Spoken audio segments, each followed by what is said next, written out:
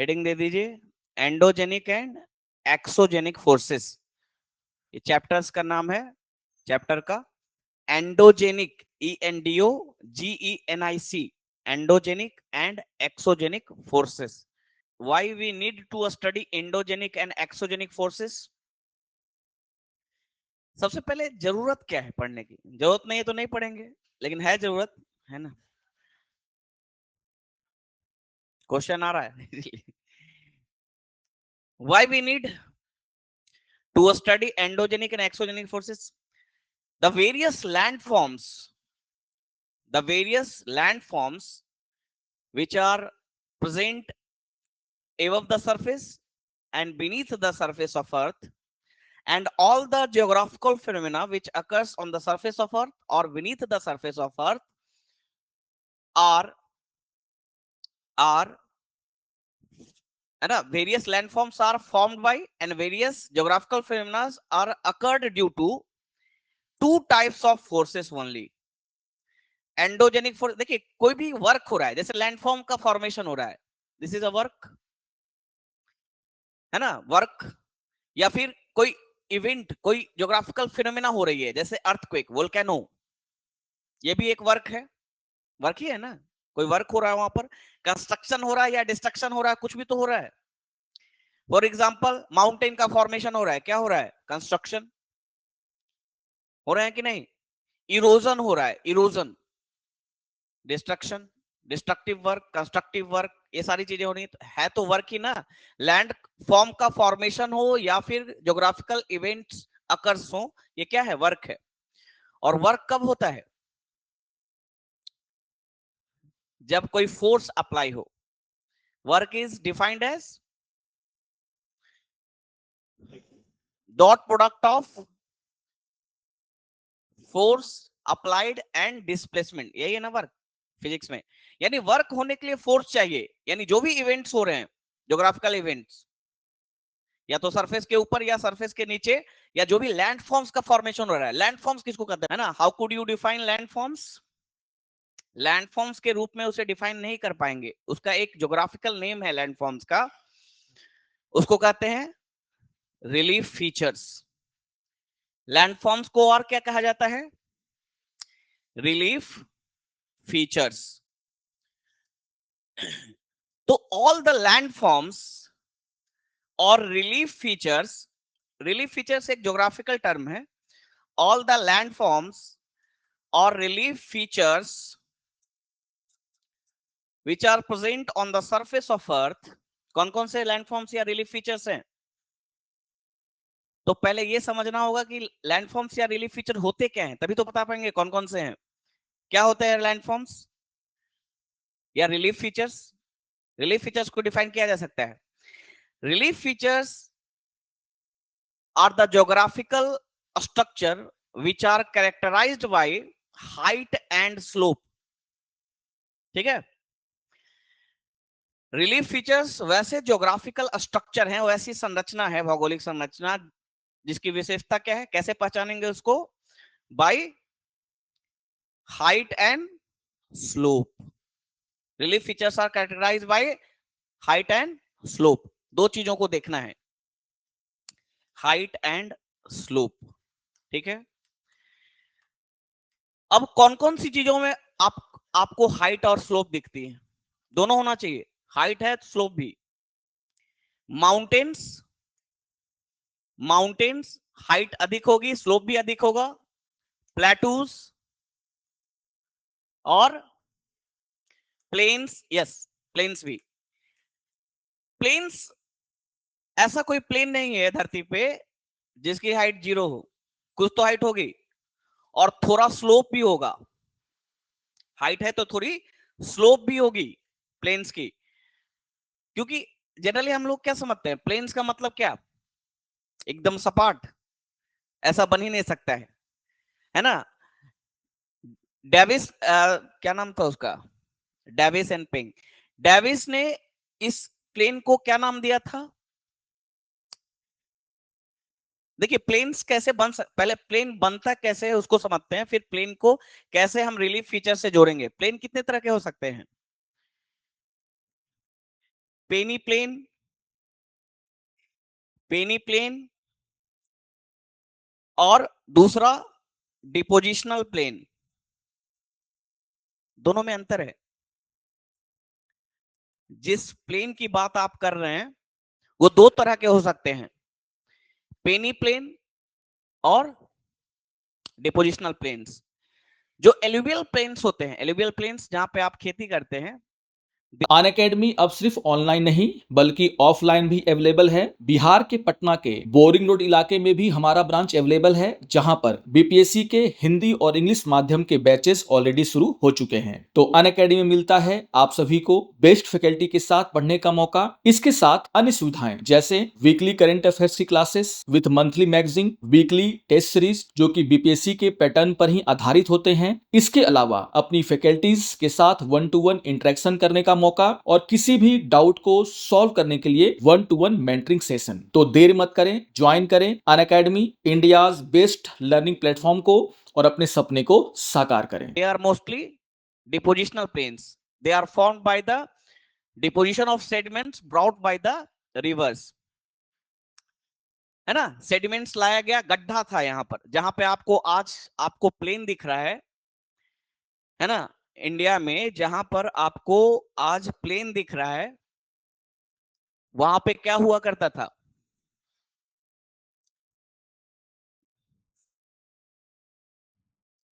क्या था वहां? गड्ढे थे।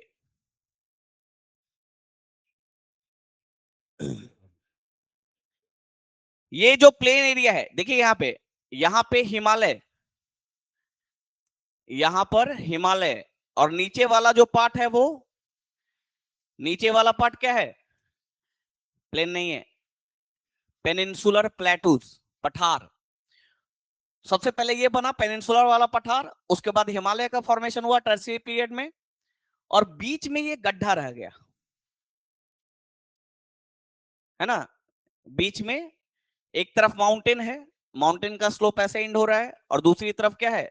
प्लेटू, उसकी भी कुछ हाइट और स्लोप होगी, और बीच में क्या बच गया? गड्ढा, जियोसिंक्लाइन जिसको कहा जाता है। जो टेथिस जियोसिंक्लाइन का पार्ट है, इंडियन ज्योग्राफी पढ़ेंगे तो वहां क्लियर होगा। मुझे ये समझाना है प्लेन बना कैसे, डिपोजिशनल प्लेन। अब यहां से ग्लेशियर्स डेवलप हुए, है ना, हाइट होने के कारण यहाँ पे ग्लेशियर डेवलप हुए, और यहाँ से रिवर्स, ग्लेशियर के मेल्ट होने के कारण रिवर्स यहाँ से फ्लो होने लगे, और फ्लो होने लगे तो क्या करेंगे? रिवर्स वेदर्ड रॉक को इरोड करके लेकर जाएंगे सेडिमेंट्स को, और कहां जमा कर रहे हैं? इस गड्ढे में, इस जियोसिंक्लाइन में, जो टेथिस जियोसिंक्लाइन जिसको कहा गया। और उस गड्ढे में डिपोजिशन करने के बाद वो जो गड्ढा था, जो सिंक्लाइन था, सिंक्लाइन मींस गड्ढा, वो धीरे धीरे ऊपर उठने लगा, ऊपर उठकर वो क्या बना? प्लेन। तो ऐसा थोड़ी है कि एकदम से एकदम लेवल तक था वहीं तक भरे, उसके बाद भरना छोड़ दिए, है ना। उस डिपोजिशन अभी भी हो रहा है, और इसीलिए डिपोजिशनल प्लेन्स का भी कुछ हाइट होगी। हर जगह एक जैसा नहीं होगा, कहीं पे ऊंचा होगा डिपोजिशनल प्लेन, कहीं पे अधिक डिपोजिशन हुआ होगा, कहीं पे कम हुआ होगा। यही तो चाहिए स्लोप के लिए, क्या चाहिए? कहीं पे ऊंचा और कहीं पे, है ना, कहीं पे हाइट कम होगी, तो स्लोप बनेगा। यानी प्लेन्स में भी आपको क्या दिखेगा? Height and slope. That's why depositional plains are also relief features. Relief features क्या होते हैं? जिनकी हाइट और स्लोप होती है, जिनके पास वैसे स्ट्रक्चर जिसके पास हाइट और स्लोप हो। दूसरी तरह का प्लेन पेनी प्लेन, दूसरी तरह का प्लेन पेनी प्लेन। ये क्या था? डेविस ने इसको एक्सप्लेन किया था कि जहां पे आज आपको माउंटेन दिख रहा है, या इसका एग्जांपल है, पेनी प्लेन का एग्जांपल है रांची। रांची का जो प्लेन है वो डिपोजिशनल प्लेन नहीं है, वो पेनी प्लेन है। कैसे? पहले यहाँ पहाड़ हुआ करते थे, ऊंचे पर्वत हुआ करते थे, जो पठार रांची प्लेटू के रूप में है, और धीरे धीरे कुछ जगह पर ये प्लेटू भी इरोड होके क्या बन गए हैं? तो पेनी प्लेन का फॉर्मेशन कैसे हो रहा है? माउंटेन का इरोजन हुआ, माउंटेन का जब इरोजन हुआ तो माउंटेन की हाइट धीरे धीरे कम हुई, फिर हाइट कम हुई तो माउंटेन्स बाद में क्या कन्वर्ट, किस में कन्वर्ट हो गया, प्लेटूज में, और फिर प्लेटूज की भी हाइट धीरे धीरे कम होगी तो ऐसा बन जाएगा पेनी प्लेन, है ना। जहां कहीं कहीं पे क्या दिखेगा आपको, उठा हुआ पार्ट दिखेगा। तो रांची प्लेन जो है, रांची में जो प्लेन है वो डिपोजिशनल प्लेन नहीं है, वो पेनी प्लेन है। पेनी प्लेन कैसे बना है, by denudational work of different agents, rivers और विंड्स। ऐसा प्लेन जहां पे जो साइनोसोडल रूप में हो, प्लेन कैसा है, साइनोसोडल रूप में, यानी कहीं पे उठा हुआ है कहीं पे गड्ढा है। पेनी प्लेन कैसा दिखता है, ऐसा, पेनी प्लेन ऐसा दिखता है साइनोसोडल। क्यों ऐसा दिख रहा है, क्योंकि यहां जहां पे ये उठा हुआ वहां पहले माउंटेन हुआ करते थे, उसकी हाइट कम होती गई, कम होती गई हाइट, हाइट कम होते होते अब ये बचा है ना, समझ रहे हैं ना। तो इस तरह से प्लेन, यहां भी ये भी पेनी प्लेन को भी अगर देखेंगे तो फ्लैट है, रियल फीचर है ना, कहीं पे गड्ढा है थोड़ा, कहीं पे नीची हाइट है, कहीं पे ऊंचा हाइट है, स्लोप मिलेगा ना। तो डिपोजिशनल प्लेन की बात करें या पेनी प्लेन, यही दो टाइप के प्लेन्स होते हैं। ये दोनों प्लेन्स को रिलीफ फीचर्स कह सकते हैं ना, उसमें हाइट और स्लोप होगी। तो जितने भी लैंड फॉर्म्स हैं, लैंड फॉर्म्स को क्या कहा मैंने, relief features, geographical term relief features. तो जितने भी लैंड फॉर्म्स हैं जो रिलीफ फीचर्स हैं, which relief feature means geographical structure which are characterised by height and slope, इनका फॉर्मेशन जो हो रहा है ना, इनका जो फॉर्मेशन हुआ है, फॉर्मेशन में कोई वर्क किसी फोर्स के कारण हुआ होगा। वो दो तरह के फोर्स हैं, कौन कौन, exogenic forces and endogenic forces. अब नाम से ही पता चल रहा है क्या, exogenic forces and endogenic forces and exogenic forces. Endogenic force का मतलब the forces which have their origin inside the earth. Genic मतलब genesis, endo means inside the earth, exo means the forces which have their origin above the surface. ठीक है, clear, रटना नहीं, समझना है चीजों को, है ना, तो याद रहेगा। सबसे पहले एंडोजेनिक फोर्सेस की बात करें, बस ये इंट्रोडक्शन है, अभी इन सारी चीजों को डिटेल में आगे पढ़ना है। एंडोजेनिक फोर्सेस दो तरह के होते हैं। फोर्स क्या करते हैं, फोर्स क्या करते हैं, कुछ वर्क करते हैं, work in the sense of bringing सब चेंजेस, कुछ चेंज लाते हैं। जहां पे गड्ढा था वहां पे पहाड़ बन गया, या जहां पे पहाड़ था वहां फिर से गड्ढा बन गया, यही हो रहा है ना, यही चेंज हो रहा है ना, रिलीफ फीचर्स में चेंज हो रहा है। जो वर्क कर रहे हैं ये फोर्सेस, उसके कारण क्या हो रहा है, रिलीफ फीचर्स में चेंज हो रहा है। डेजर्ट में जाएंगे तो ऐसे छोटे छोटे इंसेल बर्ग दिखते हैं, डेजर्ट में छोटे छोटे पहाड़ दिखते हैं ऐसे, अभी भी डेजर्ट में पेनी प्लेन मिलने के चांसेस ज्यादा होते हैं, है ना। तो ये इंसेल बर्ग के रूप में, छोटे पहाड़ी के रूप में अभी भी वहां पे पड़े मिलेंगे, रोड रोड के साइड में ऐसे छोटा सा ऐसे उठा हुआ दिख जाएगा डेजर्ट एरिया में। ये पहले कभी बहुत बड़े माउंटेन हुआ करते होंगे, तो जो ऊंचा था उसकी हाइट को कम कर दिया गया, रिलीफ फीचर्स में चेंज हो रहा है। और ये चेंज कौन ला रहा है, ये फोर्सेस, एंडोजेनिक फोर्सेस। यानी फोर्सेस जो है वो क्या कर रहे हैं, अपना इफेक्ट दिखा रहे हैं। क्या दिखा रहे हैं, अपना इफेक्ट, कुछ बदलाव ला रहे हैं। अगर ये इफेक्ट फोर्स के द्वारा लाया गया जो बदलाव है, जो इफेक्ट है, अगर वो बहुत लंबे समय में दिखे, लंबा मतलब कितना, 1000 ऑफ ईयर्स में अगर वो बदलाव, वो चेंज आपको देखने को मिले, तब उसे क्या कहेंगे, स्लो मूवमेंट एंडोजेनिक फोर्स। क्या कहेंगे, स्लो मूवमेंट, या इसी को क्या कहते हैं, डायस्ट्रॉफिक। इसको और क्या बोलते हैं, मैं सब लिखवाऊंगा, टेंशन नहीं। डायस्ट्रॉफिक, स्लो मूवमेंट फोर्सेस को क्या कहते हैं, डायस्ट्रॉफिक फोर्सेस। और दूसरा है sudden movement. Sudden movement means with in a day, with in a month, with in a year, अगर वो बदलाव आपको दिखता है तो उसे क्या कहेंगे, जो इफेक्ट, जो फोर्सेस इफेक्ट ला रहे हैं, क्या इफेक्ट ला रहे हैं, कुछ चेंज ला रहे हैं रिलीफ फीचर्स में, अगर वो इफेक्ट कम समय में आपको देखने को मिले। कम समय मतलब एक दिन में भी हो सकता है। वोल्केनिक इरप्शन हुआ, एक दिन में आपको वो बदलाव देखने को मिल सकता है। जहां पर कुछ नहीं था, प्लेन था, वहां पे ढेर दिख सकते हैं मैग्मा के, नहीं, लावा का ढेर दिख सकता है वहां पे ऊंचा। जहां पे अर्थक्वेक आया, जहां पे प्लेन था वहां गड्ढा दिख सकता है। एक दिन में भी दिख सकता है, कुछ मिनटों में दिख सकता है ना, एक साल में दिख सकता है। उसे किस में रखेंगे? Sudden movement. समझ गए? दो तरह के, स्लो मूवमेंट और सडन मूवमेंट, डायस्ट्रोपिक एंड इसको क्या कहेंगे? कैटास्ट्रोफिक। कैटास्ट्रोफिक जो बहुत जल्दी कुछ नया चेंज लेकर आए, बदलाव लेकर। कैटास्ट्रोफिक बोलते हैं ना, catastrophic events like earthquake, volcano, जो सडन कुछ चेंज लाए। तो समझ गए, डायस्ट्रोफिक एंड कैटास्ट्रोफिक। ऑब्वियसली यहां पे कौन से हैं?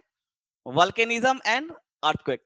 Volcanism, volcanism is the process of volcanic eruption.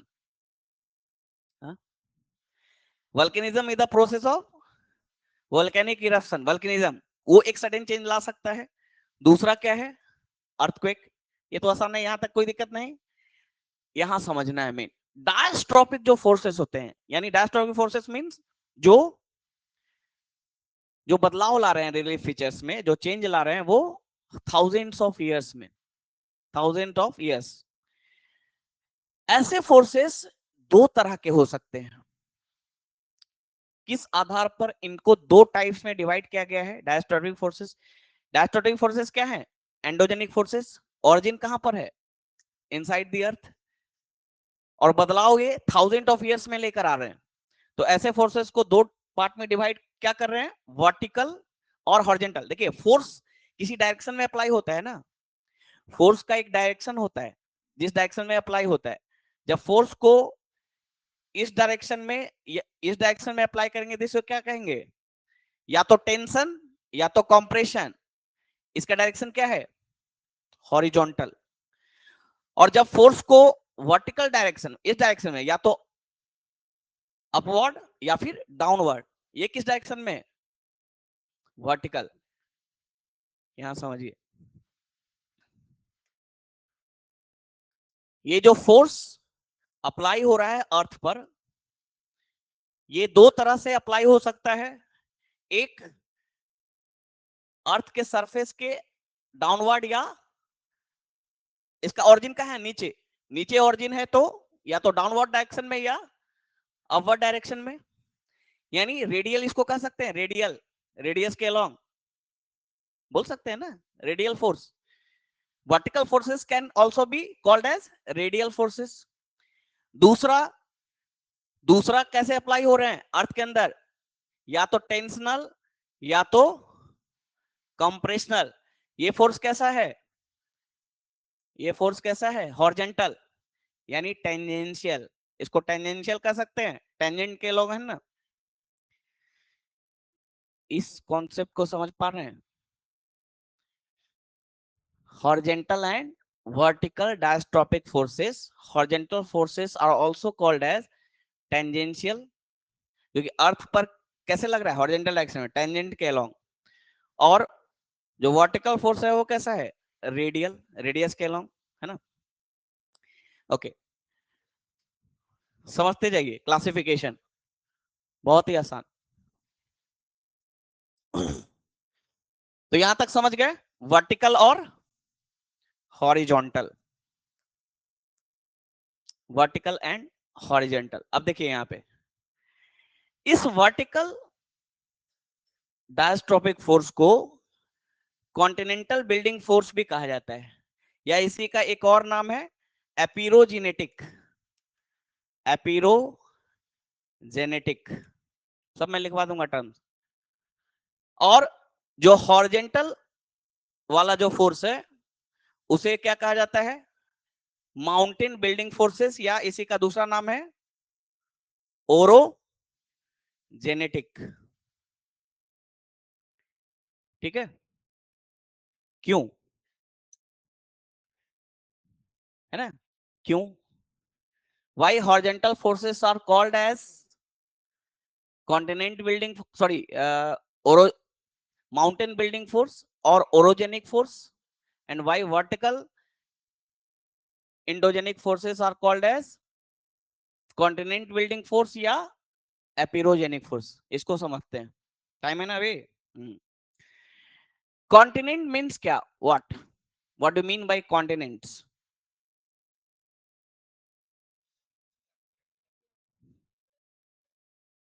Land part of the earth, ठीक है, large mass of land, okay, ठीक है, पूरा डेफिनेशन की जरूरत नहीं है। सराउंडेड बाय ओशन, ठीक है, आपका ले लेते हैं ना, बुरा नहीं मानना है, ओके। तो जो लैंड पार्ट है अर्थ का, जो ओशन से सराउंडेड है, वो कैसा है, फ्लैट है या कहीं पे उठा हुआ है और कहीं पे धंसा हुआ है? For example, run of Kutch में आप जाएंगे, रन ऑफ कच्छ में एक जगह है जिसको अल्लाह का बांध कहा जाता है उस जगह को, क्योंकि अभी तक किसी को नहीं पता कि वहां पे वो लैंड उठा हुआ क्यों है। कुछ फ्यू मीटर 24 या 30 किलोमीटर तक वो फ्यू मीटर उठा हुआ है लैंड, और कुछ ऐसे पार्ट हैं कॉन्टिनेंट्स के जहां लैंड धंसा हुआ है। फॉर एग्जाम्पल, हमारा एक माइथोलॉजी है कि जो टेम्पल है कहां पे, उड़ीसा नहीं, कृष्ण भगवान की नगरी कौन सी थी, द्वारका। द्वारका अभी डूबी हुई है, ऐसा माना जाता है किसी समय में द्वारका ऊपर, है ना, द्वारका एक नगर था, महल के अभी भी अवशेष वहां पे मिलते हैं, वो नीचे कैसे चला गया, धंसने के कारण। तो कहीं पे लैंड उठा हुआ है और कहीं पे धंसा हुआ है, कहीं पे सब्सिडेंस है, धंसा हुआ सब्सिडेंस, और कहीं पे इसको क्या बोलते हैं, इरेज, है ना, रेज्ड है, रेज्ड मतलब उठा हुआ है। ऐसा क्यों हो रहा है, कॉन्टिनेंट में कहीं पर आपको रेज्ड प्लेटफॉर्म मिलेगा, रेज्ड लैंडफॉर्म मिलेगा, रेज्ड मींस उठा हुआ, और कहीं पर सब्सिडेंस, धंसा हुआ part, due to vertical endogenic forces. इसीलिए वर्टिकल एंडोजेनिक फोर्सेस को क्या कहा जा रहा है, कॉन्टिनेंट बिल्डिंग फोर्सेस या epeirogenic forces. Epeiro means continent, genic मतलब जेनेसिस, समझ गए इसको। जैसे एग्जांपल मैंने दिया, एक और एग्जांपल है, इंडिया का इसलिए दे रहा हूं, ऐसे वर्ल्ड में बहुत सारे एग्जांपल हैं। इंडिया में मुंबई में एक डॉकयार्ड है। डॉकयार्ड मींस क्या होता है, समुद्र का पानी वहां होगा, शिप को वहां पे रखते हैं,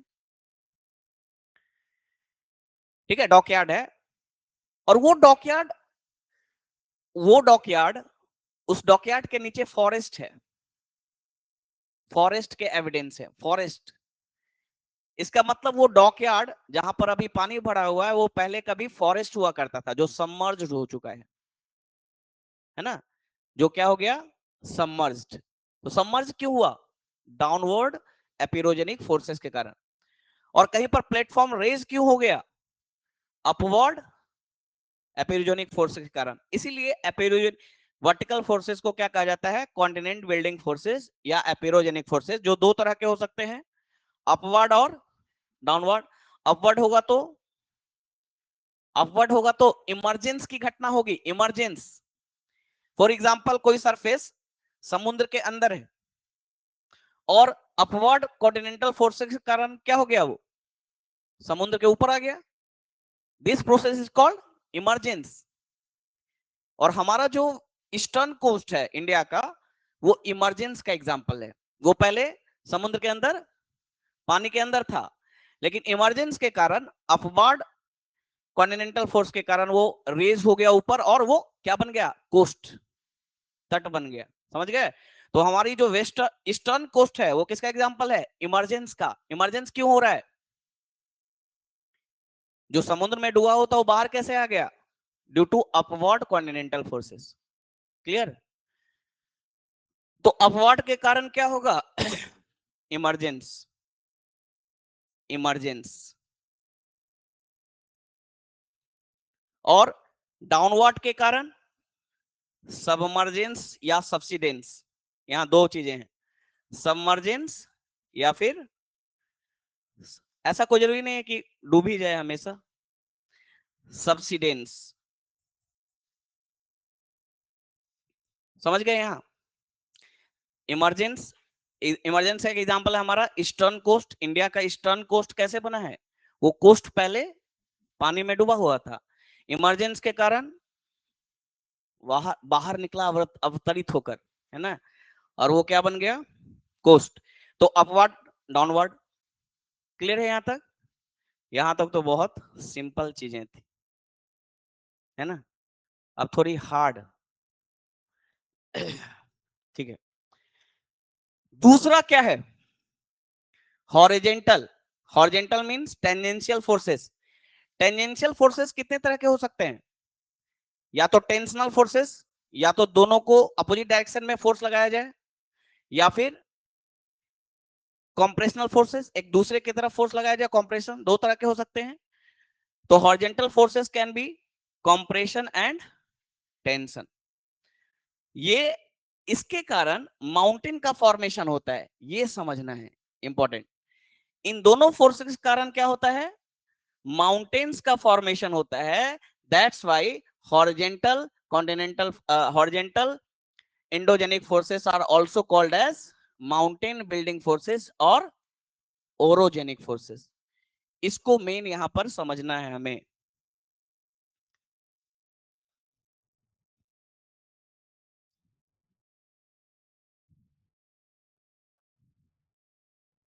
देखिए, समझिए यहां पे, पहले इसको समझिए कि ये सबसे इंपॉर्टेंट पार्ट है। ये ओरोजेनिक फोर्सेस जो है सबसे इंपॉर्टेंट है। ओरोजेनिक फोर्सेस ये कितने तरह के हैं? Compressional and tensional. Compressional and tensional. सबसे पहले कॉम्प्रेशनल फोर्सेस की बात करते हैं, कैसे इससे माउंटेन का फॉर्मेशन होता है। तो कॉम्प्रेशनल फोर्सेस के कारण फोल्डिंग या रैपिंग की घटना होती है। मैं बताता हूं अभी। कॉम्प्रेशनल फोर्सेस के कारण फोल्डिंग या रैपिंग की घटना होती है, और टेंशनल फोर्सेस के कारण फॉल्टिंग की घटना होती है। फॉल्टिंग की घटना होती है, यानी फॉल्ट्स का फॉर्मेशन होता है। बस ये टर्म याद रखना है, मैं समझाता हूं अभी। कॉम्प्रेशनल फोर्सेस के कारण फोल्डिंग एंड रैपिंग की घटना, और टेंशनल फोर्स के कारण फॉल्टिंग की घटना। समझिए, सबसे पहले कॉम्प्रेशनल फोर्स। कॉम्प्रेशनल फोर्स, इससे क्या हो रहा है? फोल्डिंग या रैपिंग। देखिए, कोई एक ब्लॉक है, ऐसे समझिए, ये एक जियोसिंक्लाइन है। जियोसिंक्लाइन मींस अर्थ में कहीं एक गड्ढा है, सिंपल जियोसिंक्लाइन। आप देखेंगे जनरली ओशन के किनारे पर, किनारों पर, ओशन के किनारों पर जनरली ये जियोसिंक्लाइन प्रेजेंट होते हैं। क्यों? क्यों होते हैं? Yes, we will explain. Ocean के मार्जिन पर हमेशा ये जियोसिंक्लाइन गड्ढे पाए जाते हैं। क्यों? क्योंकि ओशनिक क्रस्ट क्या होता है? या तो किसी ओशनिक प्लेट के नीचे, या किसी कॉन्टिनेंटल प्लेट। जब भी कॉन्टिनेंटल प्लेट और ओशनिक प्लेट का जब कन्वर्जेंस होगा, कॉलिजन होगा, तो ओशनिक प्लेट नीचे जाएगा। अगर दो ओशनिक प्लेट्स के बीच भी कॉलिजन हो रहा है, तो जो ज्यादा डेंस होगा वो नीचे जाएगा, या ज्यादा स्पीड में जो होगा वो नीचे जाएगा। तो ओशनिक प्लेट के नीचे जाने के कारण देखिए कैसी स्थिति बनेगी। मान लीजिए कॉन्टिनेंटल प्लेट है और ये ओशनिक प्लेट है। ओशनिक प्लेट डेंसर होता है, बेसॉल्ट का बना है, इसलिए नीचे जाएगा। अब यहां पे क्या बन रहा है? ट्रेंच। ट्रेंच, इसको कहते हैं ट्रेंच। लेकिन अगर ये कॉन्टिनेंट और ओशनिक के बीच में बन रहा है, ये जो गड्ढा बनेगा, यहां से जो नदियां आ रही हैं, रिवर्स जो आ रहे हैं, ये अपने साथ कॉन्टिनेंट्स को वेदर्ड और इरोड करके सेडिमेंट्स लाएंगे और इसी गड्ढे में डिपॉजिट करेंगे। समझ गए? तो सारे ट्रेंच को जियोसिंक्लाइन नहीं कहा जाता है। वैसे ट्रेंच जहां पे रिवर्स अपने सेडिमेंट्स को डिपोजिट करती है, वैसे ट्रेंच को अनअकैडमी अब सिर्फ ऑनलाइन नहीं बल्कि ऑफलाइन भी अवेलेबल है। बिहार के पटना के बोरिंग रोड इलाके में भी हमारा ब्रांच अवेलेबल है, जहां पर बीपीएससी के हिंदी और इंग्लिश माध्यम के बैचेस ऑलरेडी शुरू हो चुके हैं। तो अनअकैडमी में मिलता है आप सभी को बेस्ट फैकल्टी के साथ पढ़ने का मौका। इसके साथ अन्य सुविधाएं जैसे वीकली करंट अफेयर्स की classes with monthly magazine, weekly test series जो कि बीपीएससी के पैटर्न पर ही आधारित होते हैं। इसके अलावा अपनी फैकल्टीज के साथ 1-to-1 इंटरेक्शन करने का मौका और किसी भी डाउट को सॉल्व करने के लिए 1-to-1 मेंटरिंग सेशन। तो देर मत करें, ज्वाइन करें Unacademy, India's best learning platform को, और अपने सपने को साकार करें। क्या बोलते हैं? जियोसिंक्लाइन। तो जियोसिंक्लाइन कहां पे प्रेजेंट है? ओशन के मार्जिन पे है ना, ओशन के मार्जिन पे। कैसे, क्यों बना है? Due to the formation of trench. Trench क्यों बना? Due to the convergence of two plates, और ओशनिक प्लेट नीचे गया जिसके कारण यहाँ पे एक ट्रेंच बना। उस ट्रेंच को जियोसिंक्लाइन कब कहेंगे? जब वो किनारे पर हो और नदियां उसमें अपने सेडिमेंट्स को डिपॉजिट करें। दूसरा ये भी तो हो सकता है, एक ओशियनिक प्लेट है और दूसरा ओशियनिक प्लेट है, यहां भी तो ट्रेंच बन रहा है, लेकिन ये ट्रेंच कहां पर है? ओशन के किनारे पर है कि ओशन के बीच में है? ओशन के बीच में है ना, दोनों तरफ से ओशियनिक प्लेट है। तो इसको जियोसिंक्लाइन नहीं कहेंगे, इसको क्या कहेंगे? सिंपली ट्रेंच, जैसे मैरियाना ट्रेंच। लेकिन वैसा ट्रेंच जो कॉन्टिनेंटल और ओशनिक प्लेट के कन्वर्जेंस के कारण बना हो और वो ओशन के किनारे पर हो, उसे जियोसिंक्लाइन कहेंगे। क्यों? क्योंकि रिवर उसमें क्या कर रही है? अपने सेडिमेंट्स को डिपोजिट। रिवर्स क्यों है? क्योंकि कॉन्टिनेंट है तो रिवर्स होगी, यहाँ बीच में समुद्र में तो रिवर्स होगी नहीं। तो जियोसिंक्लाइन समझ गए क्या होते हैं? अब इस जियोसिंक्लाइन में रिवर्स क्या कर रही है? अपने सेडिमेंट्स को डिपॉजिट कर रही है। सेडिमेंट्स डिपॉजिट करने के बाद अगर इस पर कंप्रेशनल फोर्स लगे, दोनों तरफ से कंप्रेशन हो, क्यों होगा? यहां पे जियोसिंक्लाइन बना, रिवर्स ने यहां पे सेडिमेंट जमा किया और ये प्लेट फर्दर एक दूसरे की तरफ आएंगे तो कंप्रेशनल फोर्स लगेगा ना। समझिएगा प्रोसेस, आगे का जो भी क्लास है सब प्रोसेस वाला है, फिगर के साथ प्रोसेस समझने वाला है, इसलिए हाई कॉन्सेंट्रेशन। फैक्ट्स बहुत इंपॉर्टेंट नहीं है आगे वाले क्लासेस में, प्रोसेस इंपॉर्टेंट है। तो कॉन्टिनेंट यहां पे क्यों हो रहा है? ये कॉम्प्रेशनल फोर्स क्यों लग रहा है? Due to further movement of plates towards each other, है ना। वहां पे सेडिमेंट जमा हुए जियोसिंक्लाइन में, और प्लेट जब फर्दर आगे बढ़ा, है ना, तो क्या होगा? कंप्रेस्ड हो जाएगा, और कंप्रेशनल फोर्स के कारण ये जो सेडिमेंट्स हैं वो क्या हो जाएंगे? फोल्ड हो जाएंगे। क्या हो जाएंगे? या तो उनकी फोल्डिंग होगी, है ना, या तो रैपिंग होगी। दोनों में क्या अंतर है? पहले इसको समझिए, फोल्डिंग को। जैसे ये सेडिमेंट्स जमा हो गए, है ना, सेडिमेंट्स कैसे होते हैं? सॉफ्ट सॉफ्ट सेडिमेंट इस पेपर की तरह। जैसे ही कंप्रेशनल फोर्स लगा, क्या हो गए? फोल्ड हो गए।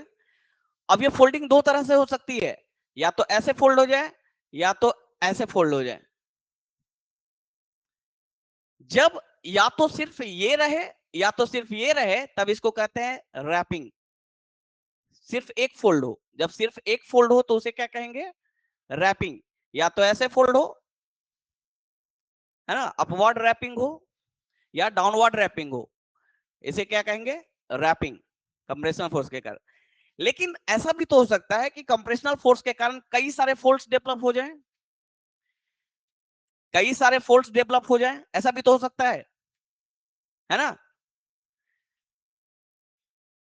तो अगर सिर्फ अपवर्ड रैपिंग या डाउनवर्ड फोल्ड बने तब इसे क्या कहेंगे? रैपिंग। लेकिन एक ही फोल्ड के अंदर, मतलब एक ही लेयर के अंदर अपवर्ड भी हो और कई सारे फोल्ड डेवलप हो जाएं, तो इसको क्या कहते हैं? इसको कहते हैं सिंक्लाइन, और इसको क्या कहते हैं? Anticline. समझ गए रैपिंग और फोल्डिंग में अंतर? और मैं एक्सप्लेन करूंगा जब पढ़ाते समय।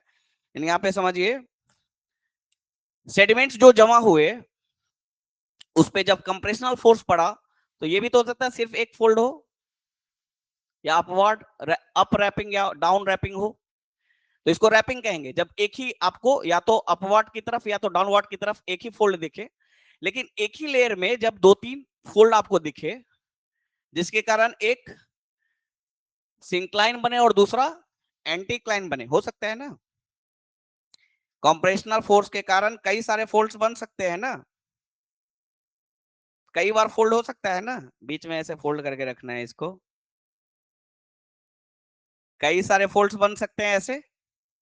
तो जो उठा हुआ पार्ट है वो क्या है, सिंक्लाइन, और गड्ढा एंटीक्लाइन, समझ गए, इसको फोल्डिंग कहते हैं।